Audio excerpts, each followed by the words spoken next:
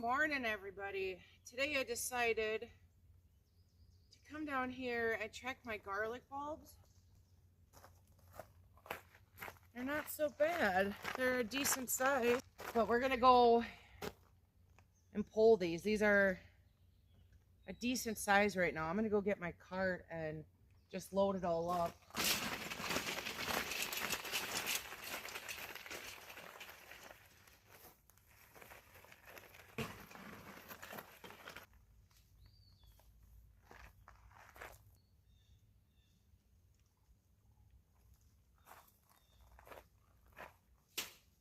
Apparently my camera decided to quit on me, but I thought I was recording pulling all of this garlic out. But now what we're going to do is just get the dirt off of these. Kind of like these I shook off pretty good. I do have some decent sized bulbs in here. I mean, look at that. And then there's some small ones, which, you know, you get that with garlic. So I'm going to go ahead and shake the dirt off of these, and then we'll pull a little bit over here. And we got the Canadian fires right now, you guys, and it's pretty nasty to breathe out here right now. So I'm going to try to get as much done in the shortest amount of time possible.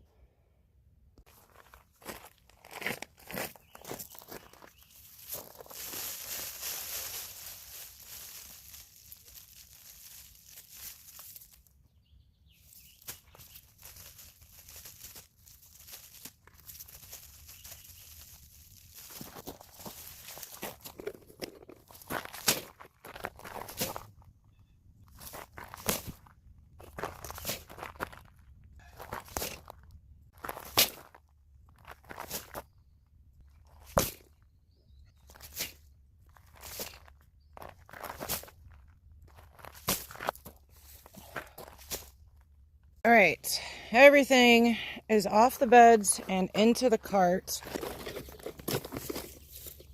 What I do is I just take the bulb like this, and I just kind of swirl it around gently on my palm of my hand. And what that's going to do is just it's going to release a lot of the soil stuck in the, when you pull these garlic, and I'll show you up close because I got a few more to pull. You want to loosen the soil around it, and then you want to gently pull so this neck doesn't break, and you want to leave everything attached when you're drying, and you're going to cure it upside down like this. You could, if you can't cure it like this, you could lay it flat just as long as there's airflow. And you don't want to rinse off your bulbs, and you always want to stop watering about a week or two before you harvest your garlic. If you rinse this off, it's going to rot the garlic. And I want to show you guys one over here, this is the only one I found. It's slightly starting to split right here. And it's just on this side, on these two cloves right here. The rest of it looks fine. So I have just a few left down on this bed, but I do have ginger right here. So I'm going to try to be careful. But what I do is I find the base of the garlic that I want to harvest. If you're mulching, remove whatever mulch you have around it. And then I put my, whatever device you want to use, around, I'm about this far away from the garlic, and I just go straight down so I don't pierce that bulb. And then I just pull back. And what I'm doing is loosening up the soil, and then you should be able to gently ease your bulb out.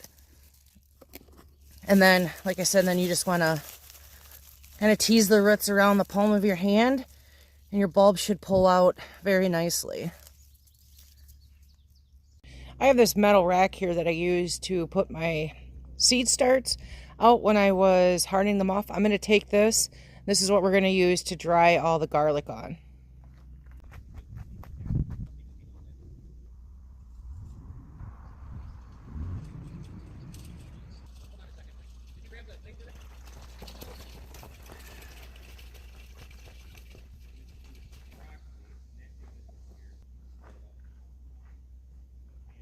All right, so I just took these sawhorses right here and put that rack on top.